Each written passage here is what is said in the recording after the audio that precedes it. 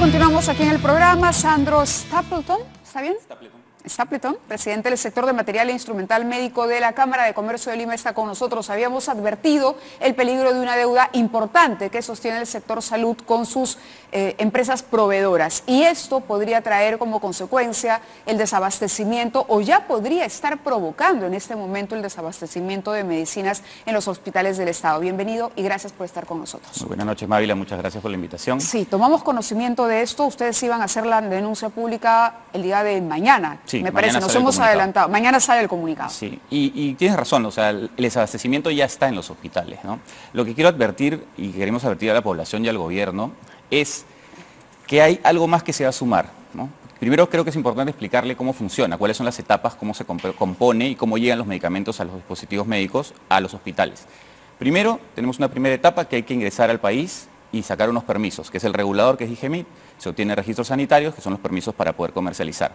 Lamentablemente, aquí empezamos con nuestro primer problema. Tenemos 12.000 expedientes embalsados en DIGEMIT, que también depende del Ministerio de Educación, y que se demoran entre 8 meses hasta 3, 4 años en dar un registro, una autorización.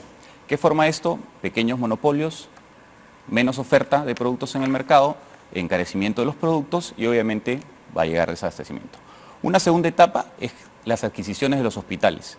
En los hospitales vas a encontrar que tratan de hacer licitaciones que siempre caen, que nunca encuentran una solución. ¿Por qué? Porque a veces cuando se realizan, la gente no hace correctamente las especificaciones técnicas que se elaboran los productos, o porque ponen más requisitos de los que tiene que haber, con intención o sin intención. Estos se caen y una vez más regresa el dinero a los hospitales para comprar en pequeñas compras, que al final se compra una vez más mucho más caro y en menor calidad y menor cantidad. Y luego llegamos una vez que alguien sorteó a los proveedores, que vamos a llegar al tema. Los proveedores que ganaron esas licitaciones hacen unos contratos. Esos contratos hacen que se provea un abastecimiento. Y el problema hoy día es que no les están pagando y los están resolviendo. ¿Qué tiene que ver la Cámara de Comercio con esta historia? Porque el trato no es directo entre los proveedores y el Ministerio.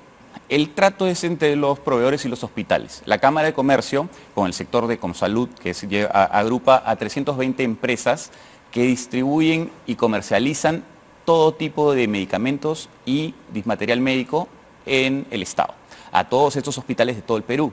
Son prácticamente los proveedores que tienen casi el 80% del abastecimiento del país. Lo que ha sucedido es que ha habido deudas acumuladas desde el año 2014, que se trataron y saltaron con este tema con la ministra anterior, se agudizaron, porque se conversó con ella, se habló para decirle que el problema no lo tomaron en cuenta y sin embargo no se pudo pagar a estos proveedores. ¿Por qué no se pudo? ¿Qué dijo el Ministerio? Porque tengo aquí un documento también que dirige el presidente de la Cámara, Mario Mongilardi, al ex presidente del Consejo de Ministros, Fernando Zavala. Esto es del 26 de junio de este año. Sí, el primero. 26 de junio, es decir, esto ya tiene varios meses. Tiene varios meses saliendo. La Cámara se caracteriza por defender principios. La realidad es que no queríamos alarmar a la población tratando siempre de solucionar los problemas de los agremiados. Pero ya llegamos a un punto donde ya se empezaron a resolver estos contratos y eso es lamentable para el más pobre. Es decir, las empresas a las que se debe, para hablar en sencillo, la empresa a la que se le debe dinero decide, oye, quiero cancelar el contrato, me llevo mis cosas y adiós. Y dentro de las medicinas o de los materiales, ¿qué es lo que hay? Porque la gente dirá, bueno, ¿de qué o qué no va a haber en los hospitales? Para empezar, todo lo que es quirúrgico normalmente no se puede abastecer. O sea, cada vez que vaya a haber una operación, una cirugía, el paciente va a tener que ir a comprar al proveedor o a quien le pueda vender. ¿Sabe lo complicado que es eso? Porque no es solo un producto, sino son muchísimos productos que necesita en ese momento.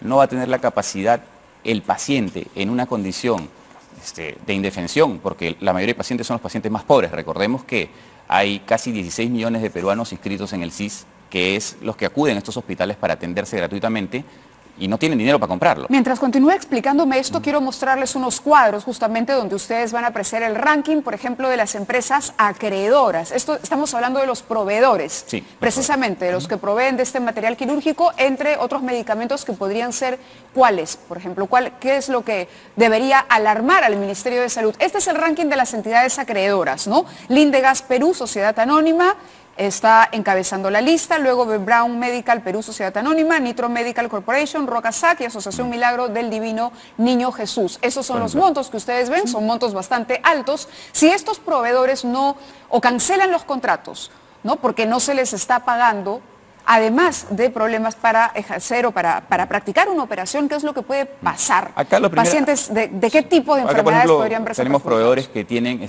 sueros, es lo más básico de un hospital. Si no tienes sueros, no tienes nada en un hospital. Si no tienes productos para diálisis, tampoco tienes nada por un hospital. Esos son los productos que estamos hablando aquí. En el caso, por ejemplo, Lindegas es... Por ejemplo, son oxígenos. ¿Oxígeno? Sí, oxígeno, porque si no tienes oxígeno puedes trabajar. No, por supuesto, claro. Además Brown, hay por ejemplo, muchas... vende sueros y vende también productos de laparoscopía, vende suturas, vende hilos. Brown Medical. Brown Medical, sí. También. Ese es Brown Medical. Nipro es, por ejemplo, que vende productos de diálisis. Son todos los productos Todas que las hacen. personas que dependen, además ellos le su venden vida, a todos claro, esos que la hacen los vida diálisis. de estas Sí, personas ellos la depende venden. de practicarse una diálisis. Ellos son los proveedores, los consumibles, o sea, ¿entiende? Y ellos no les están pagando, incluso sus proveedores no le pagan a ellos porque no les atiende y no les paga el Estado. Entonces hay una cadena. Y bueno, Roca tiene equipos, o sea, son diferentes. Esos son solamente una muestra que se le entregó al Vamos a ver Premier, ahora el ranking de las entidades deudoras para que ustedes vean cuáles son los hospitales o las entidades que deben. El primero en el ranking con más de 8 millones de soles de deuda es el Hospital Daniel Alcides Carrión. El segundo, el Hospital Arzobispo Loaiza, más de 3 millones de soles. El Seguro Integral de Salud, el SIS. El Hospital 2 de Mayo y el Hospital de Ventanilla. Estos son los 5 hospitales que están en serio riesgo de quedar desabastecidos de los productos que nos están informando aquí. Ahora, ¿cuál ha sido el argumento? ¿Han pedido una prórroga? ¿Han pedido financiamiento? Se supone que el Estado en este momento tiene capital. Se supone. El argumento que dan los hospitales es que el SIS no les ha pagado. Y el SIS no les ha pagado. No les paga a ellos, porque los contratos, aclaremos, son con los hospitales, ¿no? El SIS es el que se encarga de pagarle. Y es preocupante porque el SIS, como digo, se encarga de los de pobres y los de pobreza extrema. Tienes 16 millones de personas inscritas que están esperando ser atendidos con esos materiales. Entonces, nosotros hemos vivido los últimos 20 años con las 2 primeras etapas que te comenté, con una Digemit que no puede funcionar muy bien, con unos contratos mal hechos, con los problemas de la burocracia, y todo eso, pero ahora le van a agregar Claro, y no sí debería ser porque se supone que el Perú es un país que en este momento el Estado por lo menos podría honrar las deudas. Sí. Y estamos hablando del sector salud. ¿Cuántos pacientes dependen de esta sumatoria de hospitales? Solamente en estos 5, por ejemplo, ¿cuántos pacientes? ¿Se puede hacer un cálculo de cuánta gente se atiende? Bueno, lo que atienden aproximadamente, solo estos 5, porque esto es una muestra, claro, ¿no? Son alrededor de 4 millones de personas. 4 millones de personas, que serían los perjudicados por esto, porque el SIS no les pagó a los hospitales y los hospitales no le pueden pagar a los que les venden medicinas y equipos. Pero ojo que estamos hablando de todos los hospitales del Perú, porque los contratos con el Ministerio de Salud a través de Senares son por 184 instituciones normalmente. Son todas ellas las que están fallando en diversas partes regiones del país. Entonces, no solamente, esto ha sido una muestra de lo que, para poder hablar con el Premier cuando habló con el presidente de la Cámara de Comercio. Al actual presidente del Consejo de Ministros. Todavía no se ha hablado con ella, estamos buscando hablar con el ministro, le pedimos a través de este programa que por favor nos reciba y que podamos explicarle la situación, que ella es crítica. Y acá hay una reflexión. ¿Él tiene conocimiento de esto? Se le ha enviado cartas ya para solicitar las reuniones, aún no ha respondido. Estamos esperando que vea el programa y ojalá que responda a la brevedad, ¿no? Y poder hacerlo. Porque la intención de estas empresas no es dejar de vender al Estado ni dejar de atender a los pacientes. La intención es, o sea, estas empresas obviamente vienen al Perú, invierten, tratan de hacer lo mejor para los pacientes, o sea, son empresas responsables a nivel mundial, pero encuentran un Estado pues, que los abandona. O sea, no puede ser que no le pagues 3, 4 años y si hablamos algo más técnico, ellos todos los meses siguen pagando su ¿Esa es la demora de las deudas? Sí, hay 2 del 2014, 2015, 2016 y 2017. Claro, y ellos siguen cumpliendo con pagar sus impuestos. Pagan sus impuestos porque todos los meses tú tienes que pagar el IGB. Estamos hablando de una deuda global ¿de cuánto? 800 millones aproximadamente. 800 millones de soles. Que le debe el Ministerio de Salud. Los hospitales claro, a los hospitales del Ministerio de Salud a los proveedores. Deudas que vienen desde el año 2014. 800 millones de soles. ¿Se imaginan todo lo que se puede comprar o lo que se ha podido tener en los hospitales para beneficio de estos más de 4 millones de pacientes en esos hospitales? La verdad, la situación es sumamente crítica y estamos ya a la espera de lo que tenga que decir el Ministerio de Salud. Le agradezco el tiempo, de verdad. Yo sé que es corto en televisión porque yo tengo que además, a propósito del ministro de Salud, comentarles, ayer adelantamos que no había un solo informe de la Defensoría de la Universidad Católica, sino 3. Hemos accedido a otro informe que de verdad es sumamente serio y sé que nos están esperando otros 2 invitados para ingresar, pero me voy a tomar un minuto para contar esta historia. Nosotros hemos hablado de los profesores de Centrum y de los abusos que ellos han denunciado por parte de la dirección de Centrum personificada en el señor D'Alessio. actual ministro de Salud, con quien, bueno, esperamos conversar pronto por el tema de las deudas. Pero la Defensoría de la Universidad Católica también recibió la denuncia de un alumno que está identificado en este informe. Está su nombre, su DNI, obviamente no lo hacemos público por la reserva del caso, nos han pedido que no, pero el documento consta en nuestro poder. ¿Qué dice este chico? Dice que, así de simple, durante todos los ciclos él había sido becado, ¿no? Estudió en la Católica, obtuvo un alto rendimiento y finalmente obtuvo una beca en Centrum. Dice, el alumno tuvo un alto rendimiento académico, sin embargo, hacia el final de su maestría, que estaba haciendo en Centrum, cuando llevaba un curso a cargo, además, del profesor D'Alessio, lo jaló. Según el alumno, arbitrariamente, no sabemos, de pronto, y es su palabra contra la del actual ministro. El alumno apeló entonces, porque se sintió afectado, a la Comisión de Becas de Centrum, porque se le estaba coaccionando desde la alta dirección, entiéndase el señor D'Alessio, a pagar $12.000. $12.000, que es el valor de la beca, si quería sustentar su tesis. Le estaba pidiendo a un alumno de Centrum pagar $12.000 para aprobar el curso y poder graduarse.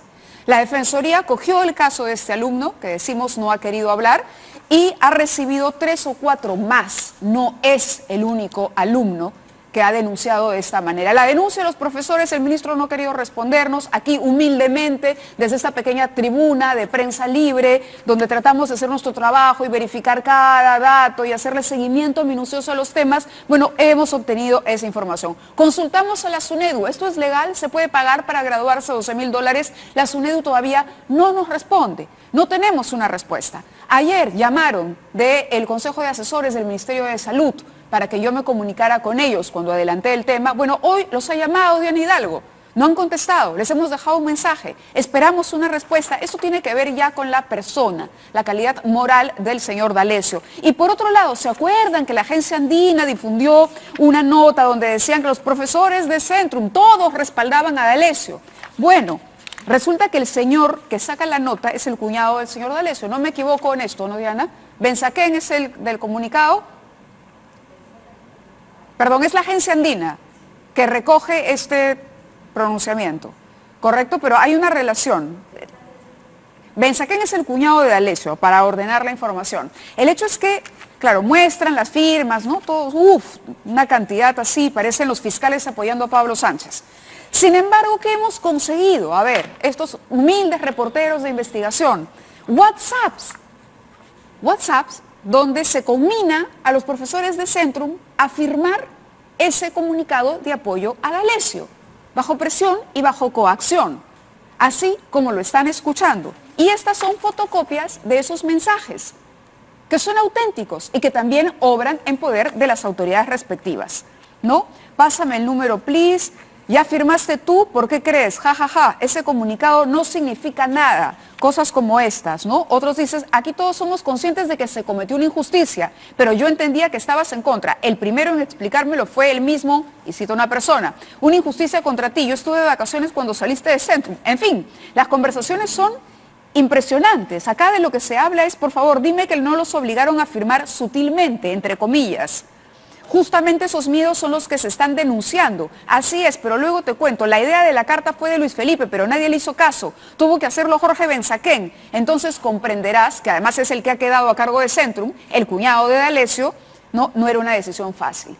Profesores cuyos puestos están en peligro, obviamente, no quieren perder su trabajo, como pasó con los otros que denunciaron a D'Alessio. Entonces, la verdad, ya uno, ¿qué puede creer? Abrimos una puerta que parecía una cosa pequeña, pero nos hemos encontrado de verdad, con una cantidad ingente de información que creo que exige lo mínimo una explicación.